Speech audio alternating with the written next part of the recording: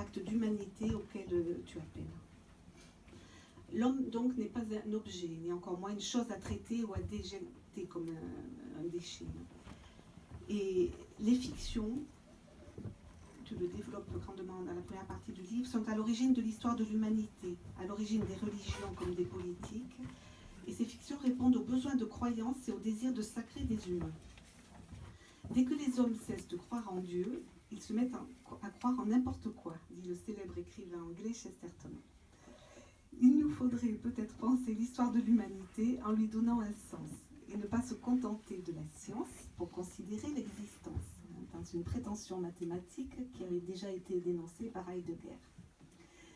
La science, disait Lacan dans ce même séminaire, et que je reprends dans mon ouvrage sur la pulsion de mort, ne nous amène que dans un train lancé à grande vitesse, qu'au pied du mur de sa destruction. Une science qui occupe la place du désir.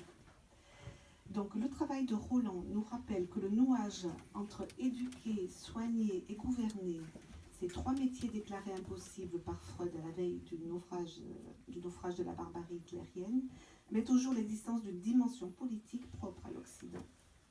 Faust en serait la fiction suprême qui se révèle comme une révolte contre Dieu.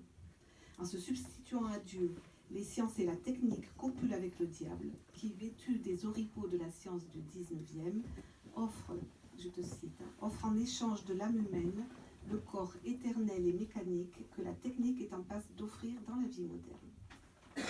Donc une chair artificielle. Les capacités d'altérer l'espèce humaine vont aller s'accélérant. Une transformation dans les représentations scientifiques de l'humain est aussi largement en cours.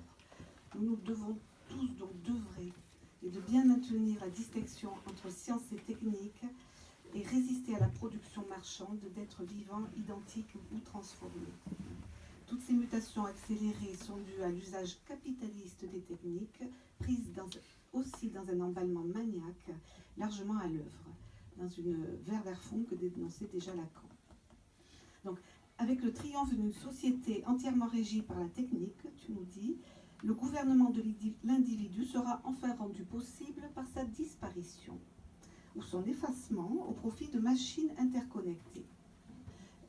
Il s'agit pour toi d'un véritable totalitarisme de la technique, dans la recomposition des métiers et la prolétarisation généralisée de l'existence humaine.